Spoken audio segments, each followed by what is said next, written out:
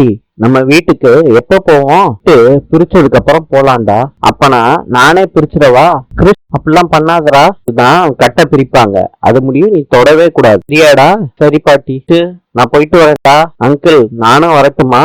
Doctor இப்ப rest எடுக்க சொல்லியிருக்காங்க. கண்ணு கட்டு பிரிச்ச உடனே நான் உன்னை கூட்டிட்டு போறேன் கிறிஸ். பீச்சுக்கு போலாமா? பாக்கணுமாடா? நான் நாளைக்கு உன்னை கூட்டிட்டு போறேன். மீனா வெளியே போயிருக்கா, சொல்லிட்டு தான் போனா முத்து. நானும் போறேம்மா, பசிச்சுச்சுன்னா சாப்பிடுங்க. மீனா சமைச்சு வச்சிருக்கா. சரியா? இதுவும் கூச்சப்படாதீங்க, உங்க வீடு மாதிரி இருங்க. சரியாமா?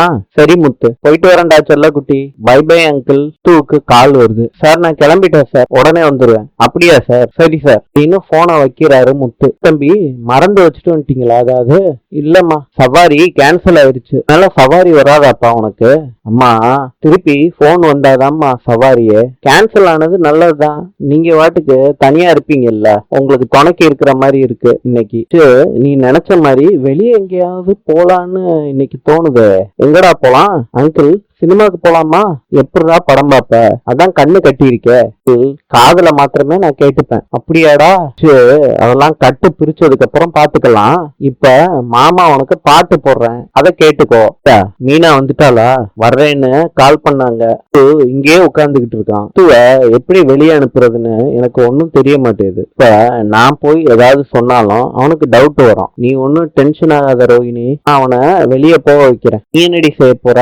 என் ஃப்ரெண்டு கிட்ட சொல்லி அவன் காரை புக் பண்ண சொல்றான். நல்ல ஐடியாடி. சரி, நான் பாத்துக்கிறேன், விடு ரோஹிணி. போனை வச்சிடுறாங்க. நீங்க உள்ள போய் ரெஸ்ட் எடுங்க, குட்டி பையனை நான் பாத்துக்கிறேன். முத்துவுக்கு கால் வருது. முத்துவுக்கு பெரிய சவாரியா வந்திருக்கு. அப்ப முத்து வேண்டான்னு சொல்ல ட்ரை பண்றாரு. அப்ப அந்த பாட்டிமா சொல்றாங்க, நாங்க பாத்துக்கிறோம், நீங்க உங்க வேலையை பாருங்கன்னு சொல்றாங்க. முத்து கால்ல வர்றேன்னு சொல்றாரு. பாட்டு கிறிஸ், அங்கிளுக்கு வேலை வந்துருச்சு, நீ படுத்து தூங்கு, அங்கிள் போய் வேலையை பார்க்கட்டும். இன்னும் கொஞ்ச நேரத்துல வந்துருவா. உங்களுக்கு என்ன வேணும்னாலும் எனக்கு கால் பண்ணுங்க. போகினி கிறிஸ்ட பெட்ரூம்ல தூங்க வைக்கிறாங்க. இனி டோரை சாத்துறாங்க. உனக்கு கொஞ்சமாவது அறிவு இருக்கா? என்னமா பண்ணிக்கிட்டு இருக்க? நான் இங்க இருக்கவே கூடாதுன்னு நினைச்சுக்கிட்டு இருக்கியா நீ? கல்யாணி, எதுக்கு கோவப்படுற? நான் எத்தனை ட்ரிப் சொல்றது, என்ன கொஞ்சம் கொஞ்சமா டார்ச்சர் பண்றதுக்கு ஒரேடியா கொன்றுமா? ஏன் கல்யாணி, நான் என்ன தப்பு பண்ணேன்?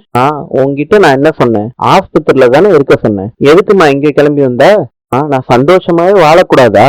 ஏண்டி, எனக்கு என்ன இங்க இருக்கணும்னு ஆசையா? தூவம் மீனாவும் தான் கட்டாயப்படுத்தி என்ன வர சொன்னாங்க. நான் என்ன பண்றது?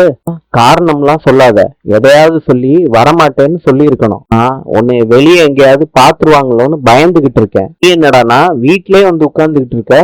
ஒரு ட்ரிப் என் வாழ்க்கையை அழிச்சது உனக்கு பத்தாதா? கொஞ்சம் வாய முறியா? உன் இஷ்டத்துக்கு நீ வாட்டுக்கு பேசிக்கிட்டே இருக்க. ட்ரிப் தெரியாம தப்பு பண்ணி தொலைச்சிட்டேன், இன்னும் எத்தனை வருஷத்துக்கு சொல்லி காட்டுவ? நானாடி உன் வாழ்க்கையை அழிக்கிறேன்? எனக்கு அம்மான்னு ஒருத்தி இல்ல, செத்து போயிட்டான்னு சொல்லி தொலைச்சிருக்க. எல்லாம் தாங்கிக்கிட்டு நான் வாழலையா? மேல நான் என்ன செய்ய முடியும்? இங்க நீ வர்றதுக்கு முன்னாடி போன் பண்ணிருக்கலாம்ல.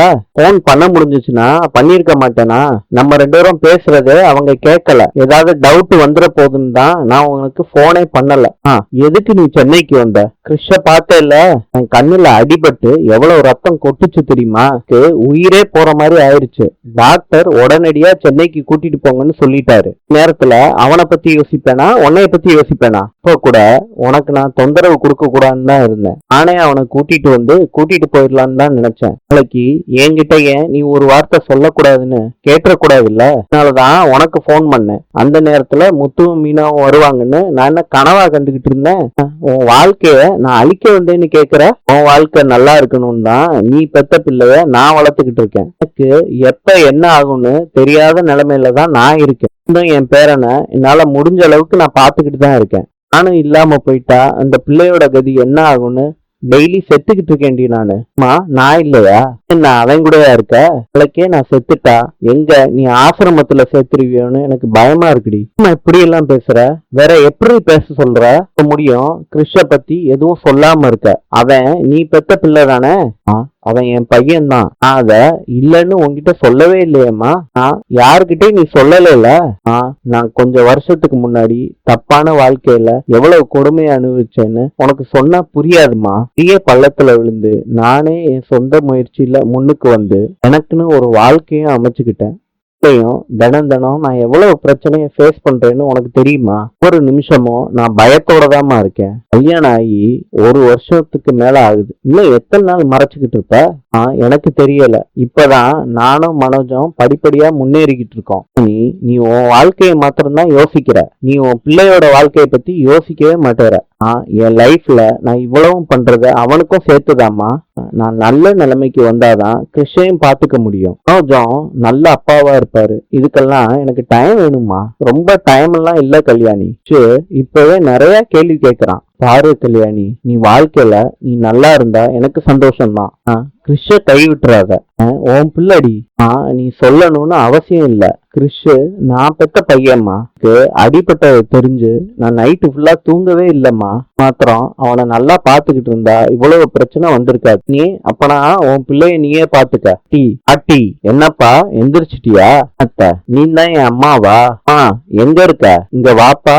நாங்க வேற என்னமோ பேசிக்கிட்டு இருந்தோம்.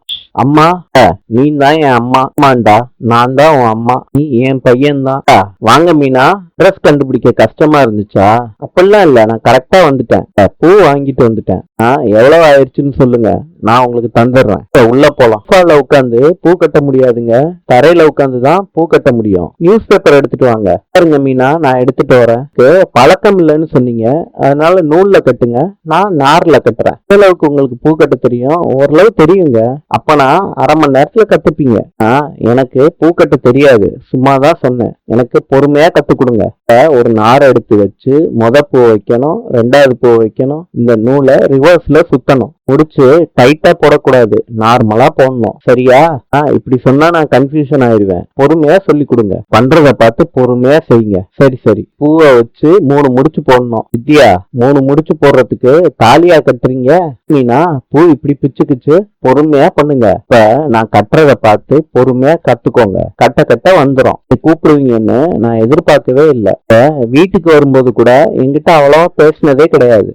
எப்பயும் ஒரு வேலையில பிஸியா இருப்பீங்க. ஆக்சுவலா உங்களை எனக்கு ரொம்ப பிடிக்குங்க. அம்மாவா, உங்களை பாக்குறப்ப எல்லாம் எனக்கு ஆச்சரியமா இருக்கும். வீட்டுல இருக்க ஒர்க்கையும் பாக்குறீங்க, பூக்கடை பிசினஸையும் பண்றீங்க. அந்த கடை தான் பாதியிலே போயிருச்சு. நீங்க ஸ்கூட்டர்ல போய் பிசினஸ் பண்றீங்கல்ல. ஹஸ்பண்டும் ரொம்ப சப்போர்ட்டிவா இருக்காங்க. அவர் கொடுக்குற நம்பிக்கையில தாங்க இந்த மாதிரி பிசினஸ் எல்லாம் பண்ண முடியுது. எந்திரிக்க லேட் ஆனாலே ஆபீஸுக்கு லீவ் போட்டுருவேன். நீங்க எப்படி ஒர்க்கையும் வேலையும் பேலன்ஸ் பண்றீங்கன்னு எனக்கு தெரியல. எல்லாத்துக்கும் மோட்டிவேஷனா இருப்பீங்க. திவ்யா, நீங்க இப்படி என்ன நினைப்பீங்கன்னு நான் சத்தியமா எதிர்பார்க்கல. எனக்கு ரொம்ப பிடிக்கும். நீங்க இன்ட்ரெஸ்டிங்கான கேரக்டர். உங்க அத்தை தான் உங்களை திட்டிக்கிட்டே இருப்பாங்க இல்ல? என் அத்தைய பத்தி அப்படிலாம் பேசாதீங்க மீனா. நீங்க எப்பயும் உங்களை திட்டிக்கிட்டே தானே இருக்காங்க. உங்களை சொன்னா உங்களுக்கும் ஒரு உரிமை இருக்கு, திட்டுறாங்க. அதுக்காண்டி எல்லாரும் என் அத்தைய பத்தி பேசினா என்னால பொறுத்துக்க முடியாது. இதுக்குதான் சொன்னேன். நீங்க செம இன்ட்ரெஸ்டிங்கான கேரக்டர். உங்களை மாதிரி சில பொண்ணுங்க இருக்காங்க. இந்த வீட்டுல நீங்க தனியாவா இருக்கீங்க? ஆமாங்க, நான் தனியா தான் இருக்கேன். நானும் ரோகிணியும் தான் இருந்தோம். மேரேஜ் ஆயிடுச்சு இல்ல? நீங்களும் ரோகிணியும் ரொம்ப வருஷம் ஃப்ரெண்டா? ஆமாங்க, நானும் ரோகிணியும் சின்ன வயசுல இருந்தே ஃப்ரெண்டு. அப்பனா நீங்களும் மலேசியால இருந்தீங்களா? மீனா, ஏன் கேக்குறீங்க? ரோகிணி மலேசியால இருக்காங்க, அப்புறம் எப்படி உங்க சின்ன வயசு ஃப்ரெண்டு? என் அப்பாவும் ரோஹிணி அப்பாவும் ஃப்ரெண்ட்ஸ். வெக்கேஷன் வர்றப்ப நாங்க ஃப்ரெண்ட்ஸ் ஆயிட்டோம். உங்க அப்பாவும் மலேசியால தான் இருக்காங்களா? இல்ல, அவரு கோயம்புத்தூர்ல இருக்காரு. நீங்க இங்க இருக்கீங்க? என் ஆபீஸ் இங்க தானே இருக்கு. நீங்க உங்களுக்கு எத்தனை வயசுல இருந்து தெரியும்? சொன்னேன் சின்ன வயசுல இருந்துன்னு. எந்த வயசுல இருந்து தெரியும்? ஒரு 7-8 வயசு இருக்குங்க. ரோஹிணி ஸ்கூல்லாம் மலேசியால தான் படிச்சாங்களா? ஆமாங்க. அப்பனா ரோஹிணி அப்பா ஜெயில தான் இருக்காங்களா? ஆமாங்க, பாவம். இப்படி ஜெயிலுக்கு போற அளவுக்கு என்னங்க தப்பு பண்ணாரு? எதுவும் அவர் பேர்ல இல்லங்க, பேர்ல இருக்க கண்டு தானே அரெஸ்ட் பண்ணாங்க. பிசினஸ்ல ஏதோ பிரச்சனையாங்க. இந்த நான் கரெக்டா கட்டிட்டேனாங்க. கேப் விட்டு கட்டிருக்கீங்க. கொஞ்சம் ஸ்ட்ரெயிட்டா கட்டினா நல்லா இருக்கும். நீங்க மலேசியாக்கெல்லாம் போயிருக்கீங்களா? போனது இல்ல, அவங்கதான் வருவாங்க. இங்கனக்குள்ள டூருக்கு போவோம். குடும்பமா நிறைய ஊருக்கு போயிருக்கீங்களா? ஆமாங்க, கொடைக்கானல், காஷ்மீர் கூட போயிட்டு வந்திருக்கோங்க. நிறைய போட்டோஸ் எடுத்திருப்பீங்கல்ல. வெக்கேஷன் போனா போட்டோ எடுக்காம இருக்க முடியுமா? போட்டோ எல்லாம் எனக்கு காட்டுவீங்களா? எங்க இருக்குன்னே தெரியலங்க. எல்லாரும் சின்ன வயசு போட்டோ எல்லாம் மொபைல்ல தானே வச்சுக்கிறாங்க. நான் கூட வச்சிருக்கேன் மீனா. காட்டுங்க வித்யா. யாரோ வந்திருக்காங்க. காலிங் பெல் அடிக்கிறது இல்ல. அப்ப அப்பா, ஐயோ, இப்படி இருக்க பாப்பா? வாங்க வாங்க. இங்க என்னையா பண்ற பாப்பா? இப்படி கேட்டுட்ட. எப்பயும் போல நான் உனக்கு கறி எடுத்துட்டு வருவேன்ல, நீ எல்லாம் ஆடா வெட்டினேன். உன்னைய பார்த்து ரொம்ப நாளா ஆச்சா, கறி கொடுத்துட்டு போலான்னு கொத்து கறி போட்டு எடுத்துட்டு வந்திருக்கேன். இன்று சில்லியின் நாணயம் பிசோ. நாளை சந்திப்போம்.